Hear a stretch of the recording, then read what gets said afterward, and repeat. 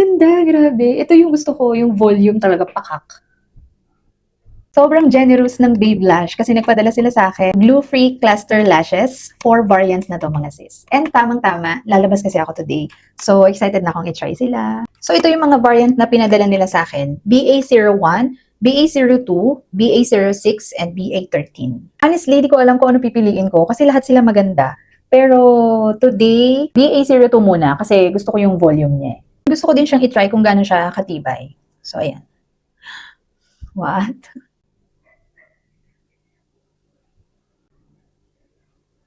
Ganda. Grabe yung volume. Here's the before and here's the after.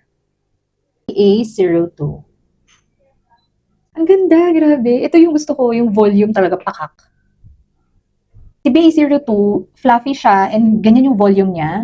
Bagay ito sa mga dates, dinners, or night out. Ito yung gagamitin ko today. BA01 naman, super natural looking nga. Perfect to for everyday makeup, school, office, or pag gusto mo lang ng subtle lash boost. Ito naman si BA06. Feeling ko magugustuhan ko rin si BA06. Medyo wispy at lifted yung style niya, kaya perfect sa soft glam look or brunch or casual events. BA13 naman, ito yung parang dramatic sa kanilang apat. Bagay na bagay din to sa mga parties, events. Pwede rin siya pang full glam makeup. If gusto nyo ring i-try itong Babe Lash na glue-free lashes, check nyo na lang yung link sa baba or sa showcase ko. Bye!